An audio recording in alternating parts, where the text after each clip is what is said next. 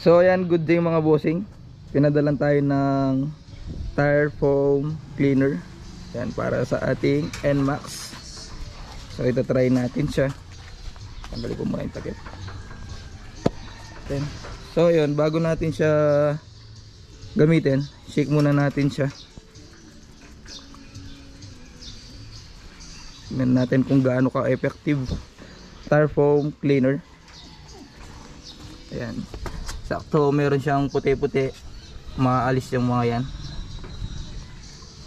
Spray na lang natin after shake.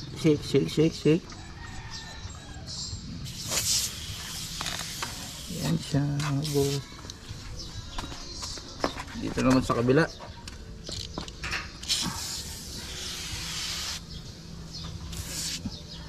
Ano mga boss, bali pwede rin siya sa mga matte color, sa mga inner fairings. Try din natin siya. Ayan. So, dito sa kabila,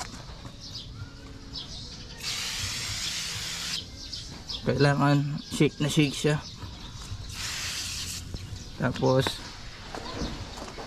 patiin na rin yung airbox. Ayan, sa likod.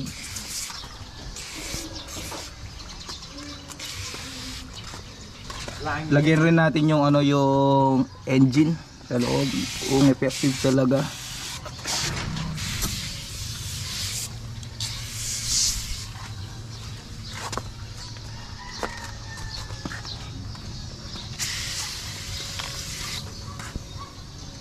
So yan, bali hintayin lang natin siyang matanggal yung mga bubbles bago natin siya napunasan.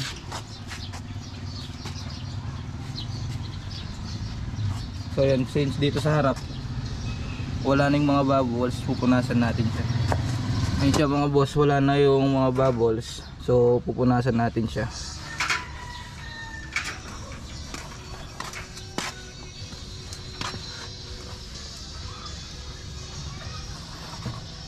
Meron na rin siyang kasamang mga boss, wax. Ayun siya, natanggal yung puti-puti ng mga gulong. Ayun siya mga boss. Kahit hindi ka na mag tire block, yan na rin yung tire foam. Punasan natin. Effective. So yun mga boss, effective siya. Ayun siya.